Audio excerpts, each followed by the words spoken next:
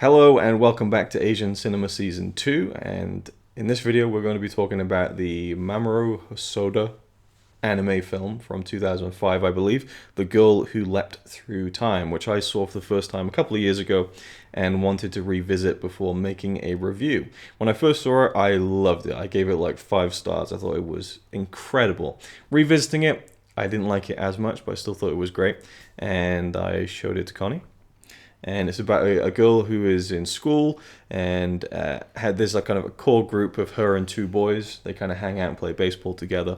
Very unassuming character. She's just going through school, not much is going on in her life, and then suddenly she encounters this power that she can use at will, where she can leap through time.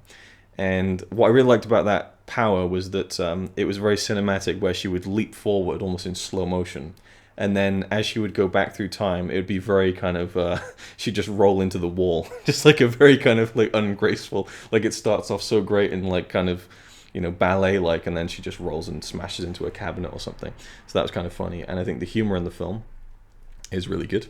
I would definitely roll into a wall if I could like turn back time and just have more hours in the day. Oh, sure, yeah. That's like the sacrifice you make for going back and getting more time. Yeah. And give me all the walls. I wouldn't care. give me all. In public, I don't care.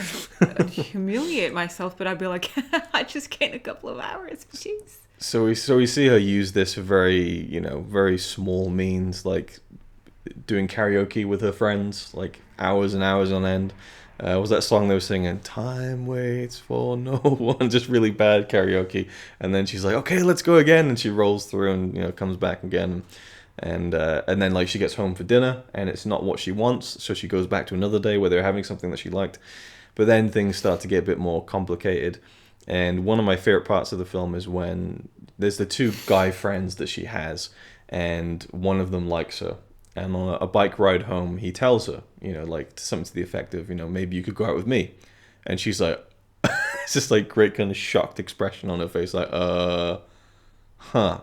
So she goes back in time and she tries to like change the subject on the bike ride. And he just keeps getting in there and she keeps trying to change. Oh, let's talk about something else. Do you want to go out with me? And so eventually she just like walks the other way instead of getting on the bike with him. And that kind of complicates things, the kind of the love triangle going on. There's a character, her aunt, who said that she used to do it when she was younger. And then eventually kind of the dramatic kind of climax that builds into the 3rd act is that she suddenly realizes that she can't do it all the time and that she has a finite number of jumps left, which leads to an event which is very big and life-altering, and she doesn't have many, to use. And I thought that scene in particular, where the train crossing, was just like breathtaking. What did you think of the film in general? Great. Really good. I don't think I expected to like it that much. I thought the idea of it sounded good, so I wanted to watch it. Yeah. Just no boring parts in it whatsoever. I loved the idea of it. I thought it was funny, and not a lot of times do I find anime is funny. Yeah, it was genuinely funny. That way. Like, and just in terms of like little human ticks, human moments. Like we talked about, well, not on video, but like after the film, the moment where she is sitting on the end of her bed and her phone buzzes. Yes. And she lies down and just rolls around instead of getting up or scooching over. Yeah. And I think I've done that. And so when she did it, I'm like, I totally get it. I understand the laziness of doing it, even though it takes more effort.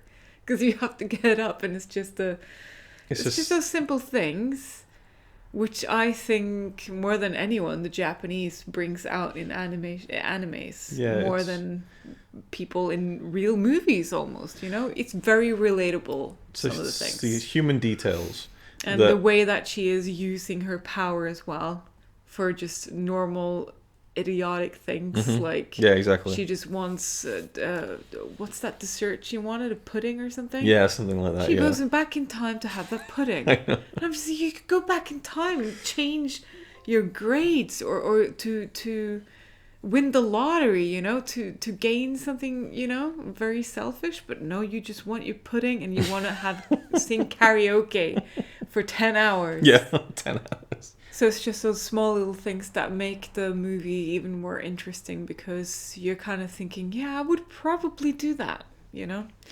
And entertaining, and I was gonna say the acting is good, but you can't say that about well, you can say it about the voice acting, but it's hard to pick up on when it's in a language that you don't understand completely.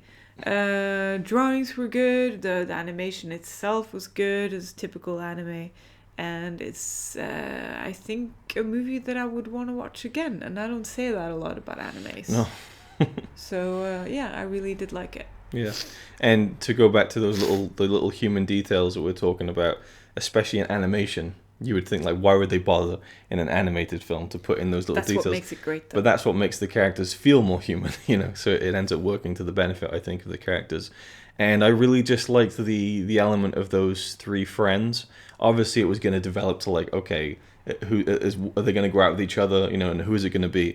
But just the simple thing of three friends, or in any situation in real life, growing up as a kid or a teenager, spending time together, doing something like a ritual, like with them it's the baseball and hanging out, and then eventually one day you just stop doing that particular thing with your friends, and you either move on, or just that kind of union never kind of happens in the same way again. And it's just there's always a day in a relationship between multiple friends, I think, where you just don't do that thing anymore. And the film deals with that a little bit. Obviously, there's the one character who has to leave because of a very specific reason due to the plot. But I think in real life, for me anyway, I could relate to that kind of feeling, if that makes any kind of sense at all. I just had to redo this section because the audio crapped out, so I'm feeling really weird now in repeating the same thing I just did a few minutes ago. And I also said that I might watch some more of his films, and Connie might join me with that. If they're anything like that one, I would love to. Yeah.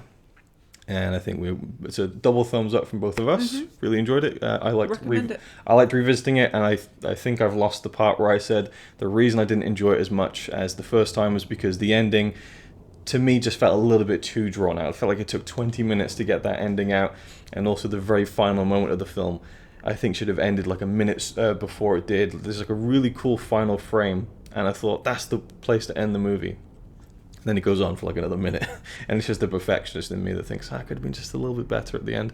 I don't think I felt like that, and it was my first time watching it. So. Yeah, it was different because I've seen it before, I suppose. Yeah. But regardless, it's a minor nitpick to a great film, I think. So that's it. Thanks for watching, and we'll see you in the next one. It's alright by me. Apart from the fact he throws cans of Carlin into a tree. Yeah, he's really cool. Yeah, he's really cool. But he's not quite as cool as you.